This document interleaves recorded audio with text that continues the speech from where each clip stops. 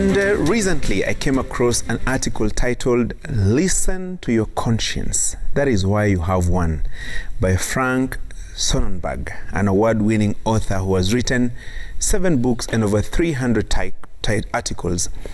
In that article, he says, and I quote, "The truth never lies."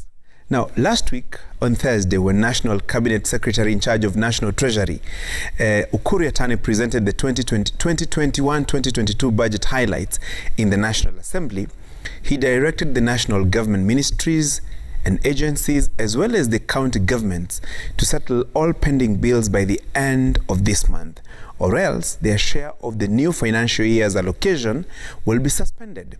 But just days later, the Council of Governors, through its chairman, Embu Governor Martin Nyaga Wambora, announced that counties would shut down from next week unless the National Treasury releases up to 39 billion shillings owed to devolved units.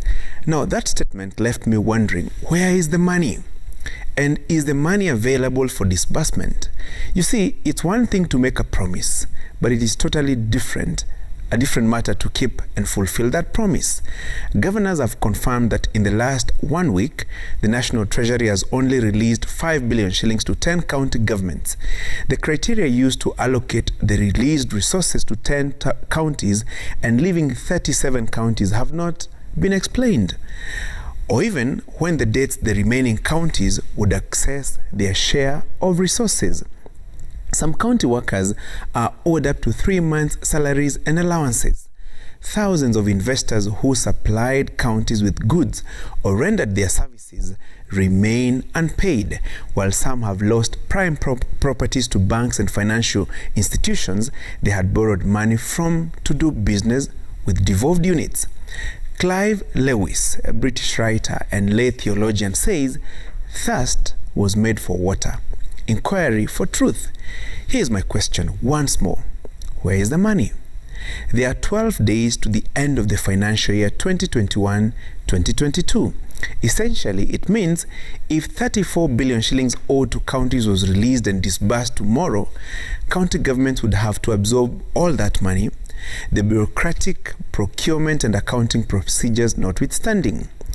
An accountant friend of mine gave me an analogy that I consider compelling on the situation that awaits devolved units should the money they are owed be made available as soon as tomorrow.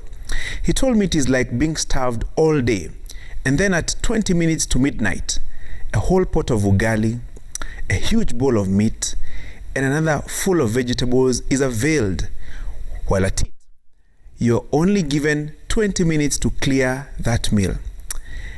Then begs the question, why wouldn't the National Treasury avail the resources to counties in a timely, orderly, predictable, and efficient manner? Is it that the money is largely available on paper and not in reality? Well, food for thought. Finally, hopefully, when the resources are availed to the county governments, they will prudently utilize those resources. Hopefully, the billions will not end up in the pockets of a few. Otherwise, it will not make sense for governors to push for release of the funds only to mismanage the same. Timely disbursement of resources must be met with utmost accountability. That is not too much to ask, or is it? That's my punchline.